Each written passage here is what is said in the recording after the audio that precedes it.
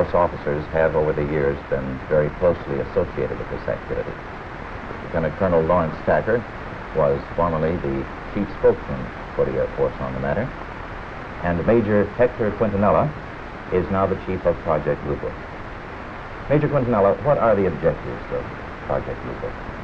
The objectives of the program are twofold. They're the same as they have been since 1953 when the regulations were written.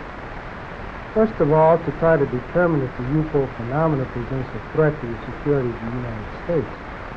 And second, to determine if the UFO phenomena exhibits any technological advances which could be turned into research and development. What's the record so far? To date, we have over 10,000 cases at Wright-Patterson Air Force Base, of which 646 of these remain unidentified. That's not to say that we could not have identified more cases if we had gotten to the observer quickly and checked the local activity.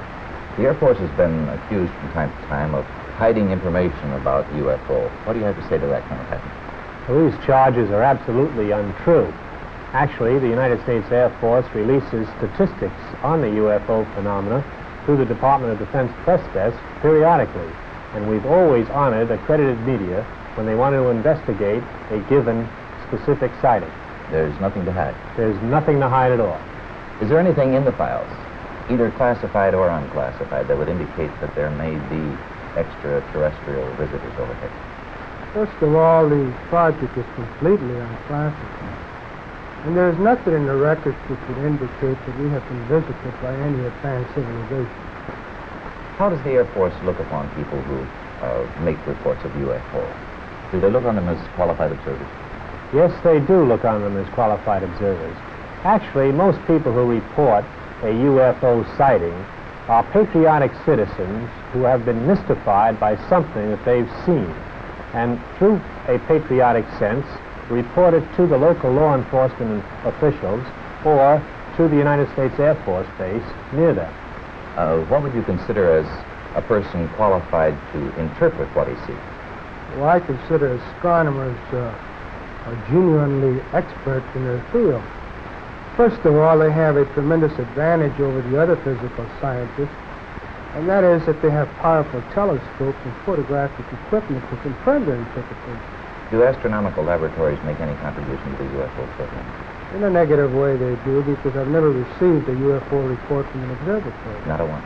Not a single one. Well, how about the tracking and detection facilities that the Air Force itself has? How does this fit the program?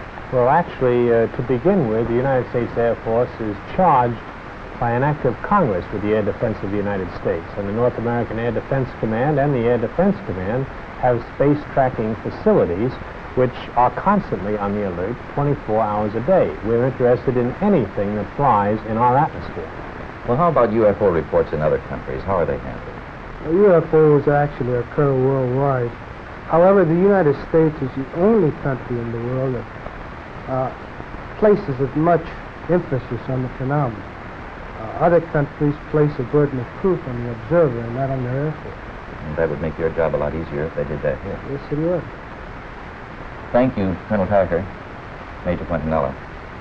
I would like to close by reading a very brief excerpt from the report of the Air Force's Scientific Advisory Board, which they made recently upon completing a detailed review of the subject of UFO. This is a statement.